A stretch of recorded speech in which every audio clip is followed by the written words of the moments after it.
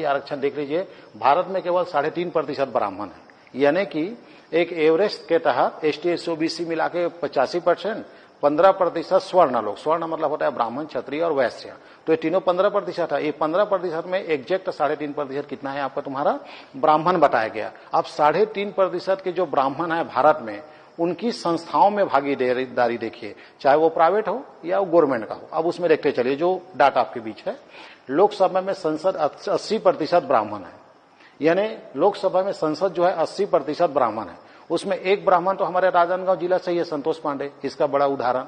तो अधिकांश संसद का है समाज से बनते हैं ब्राह्मण से।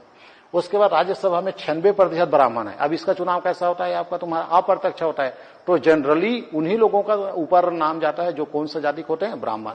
इसके बाद राज्यपाल, राज्यों के राज्यपाल 50% ब्राह्मण है। तो इसका भी चयन कैसा होता है, वैकेंसी नहीं निकलती कि राज्यपाल के लिए वैकेंसी भरो और आपको नौकरी लगेगा फिर कंपटीशन एग्जाम, ऐसा नहीं होता, राष्ट्रपति नियुक्त करती है। तो जनरली राष्ट्रपति कौन सा समाज से नियुक्त करती है, 50% लगभग, आपका 50% राज्यपाल। कैबिनेट सचिव जो होते हैं 33% ब्राह्मण, मंत्रियों के सचिव 54% ब्राह्मण।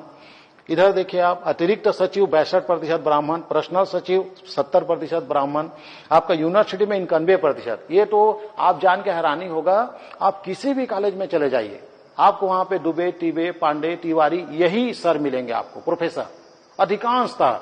आपको अधिकांश यूनिवर्सिटी में देख लीजिए आपको हिंदुस्तान की किसी भी यूनिवर्सिटी में, आप जैसे छत्तीसगढ़ ही देख लीजिए, छत्तीसगढ़ के किसी भी कॉलेज में आप जाएंगे तो आपको ना छत्तीसगढ़िया कम मिलेगा, अदर स्टेट वाले, और वो भी कौन सा जाति के हैं आपका, ब्राह्मण।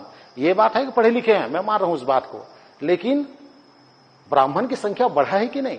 जब ब्राह्मणों को आरक्षण प्राप्त नहीं है तो फिर यूनिवर्सिटी में 91% ब्राह्मण कैसे आ गए? यानी ये समझने वाली चीज है। लेकिन इसको समझने के बाद अपने को लड़ना नहीं है, हमको जानना है कि एसटी एससी ओबीसी के साथ में भी ब्राह्मणों के साथ आरक्षण है, लेकिन वो अघोषित है, वो संविधान में लिखित नहीं है। वो ये चीज यहां दर्शा रहा है। इसका तुम्हारा सर्वोच्च न्यायालय में जज 96% ब्राह्मण है। आप किसी भी उठा के देख लीजिए फाइल को, आप खुद सर्वे कर लीजिए इसको, आप इस संस्था में जाओ और रिकॉर्ड दर्ज करो।